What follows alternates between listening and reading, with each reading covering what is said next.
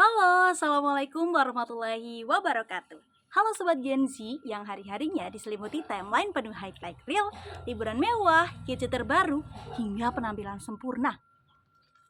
Dunia kita seolah berteriak, lihat aku, lihat apa yang aku punya. Tapi ada kegelisahan kan? Di balik filter yang kinclong ada kecemasan. Apakah aku cukup? Di balik jumlah like ada pertanyaan. Apa yang sesungguhnya aku tinggalkan?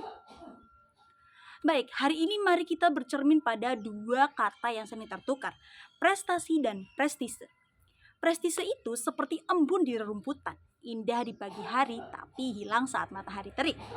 Ia semu dari luar dan sering dipinjam.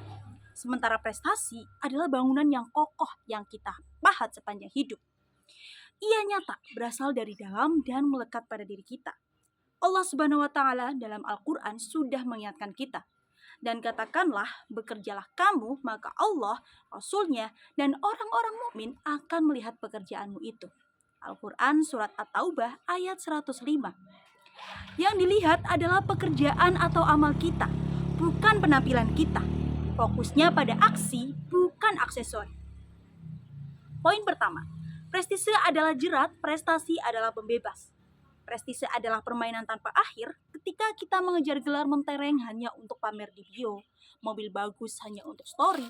Kita sudah masuk dalam perlombaan yang membuat kita miskin jiwa.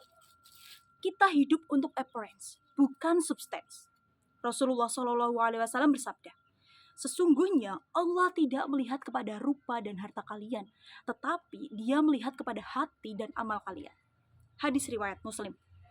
Allah melihat hati atau niat dan amal atau usaha, bukan feed Instagram kita. Niatkan setiap usaha untuk ibadah dan memberi manfaat.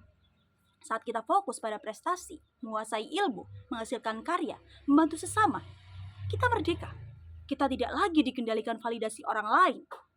Itulah prestasi yang membebaskan. Poin kedua, bangun legacy dengan amal yang tak terlihat. Generasi kita akrab dengan budaya instan, tapi prestasi sejati butuh proses sunyi yang tak shareable. Butuh kegagalan yang memalukan, jam-jam belajar yang membosankan, dan latihan yang melelahkan. Dalam hadis qudsi, Allah berfirman, dan hambaku terus mendekatkan diri kepadaku dengan amalan-amalan sunnah, sehingga aku mencintainya. Hadis riwayat Bukhari. Lihatlah, amalan sunnah, ibadah yang tersembunyi, tak dipamerkan.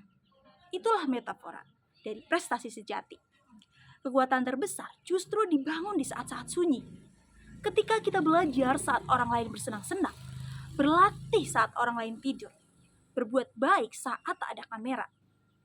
Prestasi teknologi yang kita nikmati hari ini, dari mesin hingga smartphone, bukan lahir dari pameran, tapi dari penelitian sunyi bertahun-tahun di suatu lab.